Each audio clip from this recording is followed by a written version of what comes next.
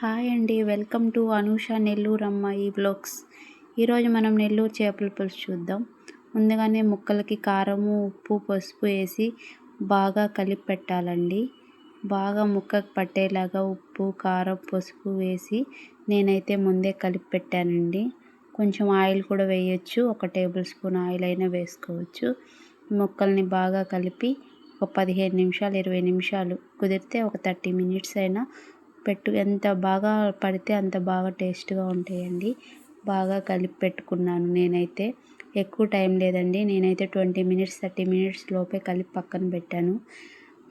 బాగా ముక్కలకి కారము, ఉప్పు, పసుపు బాగా పట్టాలండి. అప్పుడు ముక్క ఉడికేటప్పుడే బాగా ఉప్పు, కారం లోపలికి వెళ్ళిపోయి టేస్ట్ బాగుంటుంది. ఇప్పుడైతే నేనైతే మొత్తం కలిపేసేసాను. ఒకసారి చూడండి ఎంత స్మూత్గా అయిపోయినాయో.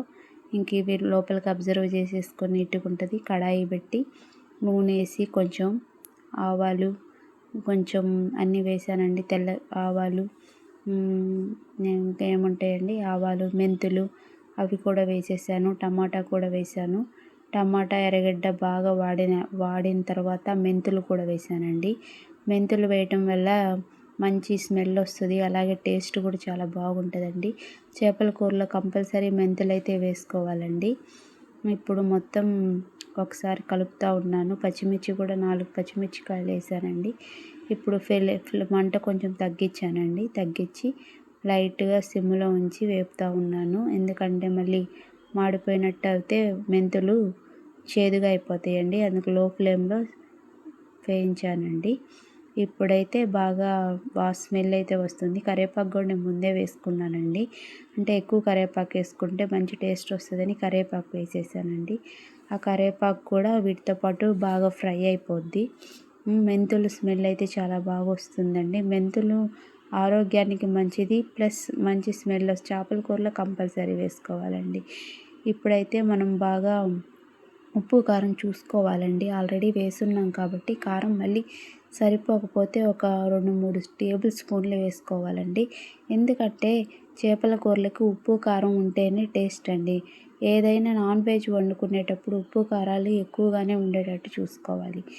ఎందుకంటే బాగా టేస్ట్ వచ్చేది ఉప్పు, కారం. మనం అందులో చింతపండు పులుసు పోస్తాం కాబట్టి ఉప్పు సరిపోదండి. చూసుకొని ఉప్పు, కారం మళ్ళీ పెంచుకోవాల్సి వస్తుంది. మళ్ళీ స్టవ్ ఆన్ చేశానండి. ఆల్రెడీ నేను చింతపండు రసం అవన్నీ పోసేసి ఉన్నాను. అందువల్ల మంట ఆఫ్ చేసి ఆ ముక్కలన్నీ అబ్జర్వ్ అయినాయి అట్లా చూసుకోవాలండి. ఎందుకంటే గెంటె పెట్టి కలిపినట్లయితే ముక్కలు చిదిరిపోతాయి. అందువల్ల నేనైతే ముందే ఆఫ్ చేసుకొని మొత్తం ఒకసారి కలిపేస్తానండి. తర్వాత చింతపండు రసం పోస్తాను. చింతపండు రసం పోసి అన్నీ ఉప్పు, కారం అన్నీ చూసుకొని అప్పుడు స్టవ్ ఆన్ చేసి మళ్ళీ మంట పెడతానండి. ఇప్పుడైతే పర్ఫెక్ట్గా ఉందండి కూర. ఇంకేమన్నా ఉంటే చూద్దాం, లాస్ట్లో చూద్దాం. ఇప్పుడైతే నేను మొత్తం ముక్కలు, చింతపండు రసము అన్నీ పోసిన తర్వాత మొత్తం టోటల్గా చూసుకున్నానండి.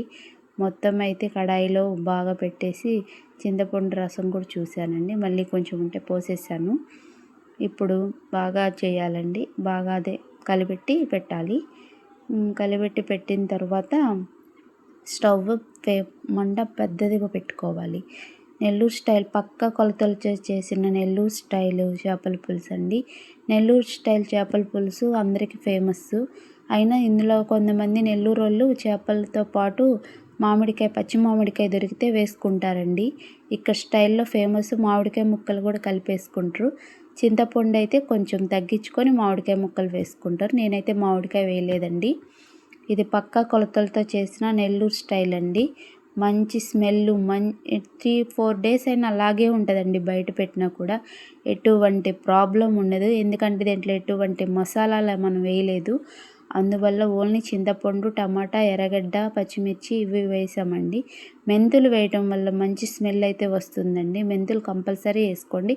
అలాగని ఎక్కువ వేసుకోవద్దు. 1 టేబుల్ స్పూన్ మెంతులు అయితే సరిపోద్దండి. తర్వాత ఒకసారి మొత్తం చెక్ చేశాను. మళ్ళీ చెక్ చేసుకొని అవన్నీ ముక్కలన్నీ చిదిరిపోకుండా చేత్తోనే కలిపానండి. గంటె పెట్టడం వల్ల చిదురు అయిపోతాయి, కలిసిపోతాయి. ఇప్పుడు అది ఉడకటం స్టార్ట్ చేసిందండి. చూడండి ఎంత బాగా ఉడుకుతుందో. ముక్కలన్నీ మునిగిపోయినాయి. లోపలంతా ముక్కలు లోపలికి వెళ్ళిపోయినాయి, గ్రేవీ మొత్తం పైకి వచ్చేస్తుంది. పర్ఫెక్ట్గా ఉడుకుతుందండి, ముక్క చెదరదు, పక్కకు పోదు, ఏం లేదు, పర్ఫెక్ట్గా అలాగే ఉడికిపోద్ది. ఎంత మంచి టేస్ట్ వస్తుందంటే అంత మంచి టేస్ట్ వస్తుందండి. ఒక్కసారి ట్రై చేయండి ఇలాగే. చూసారు కదండి, ఎంత లో ఫ్లేమ్లోనే పెట్టానండి, అయినా పర్ఫెక్ట్గా ఉడుకుతుంది. చూడండి ఎలాగైపోయిందో. ఇంకా 5 మినిట్స్లో కర్రీ అయితే అయిపోతుందండి. ఇది పక్కా నెల్లూరు స్టైల్ అండి. చూడండి భలే ఉంటుంది. ఒకసారి చేసి చూడండి, మీరు ట్రై చేయండి.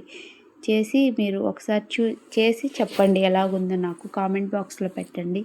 అదిగోండి ఉడుకుతూ ఉంది. ఇవి బొచ్చి చేపలండి, ముళ్ళు తక్కువగా ఉంటాయి. ఒకటే ఒక ముళ్ళు ఉంటుంది, పెద్ద ముళ్ళు. అందువల్ల చిన్నపిల్లలు కూడా తినొచ్చండి. చేపల వల్ల ఉపయోగాలు నా యూట్యూబ్ ఛానల్లో ఉన్నాయి, షార్ట్స్లో చూడండి. నేను పెట్టేది ప్రతి ఒక్కటి ఆరోగ్యానికి రిలేటెడ్గా ఉండేవే పెడతాను. ఈ చేపలు తినడం వల్ల యూజెస్ అవి కూడా నేను షార్ట్స్ వీడియోస్లో పెట్టున్నానండి. ఒకసారి చూడండి, చెక్ చేయండి.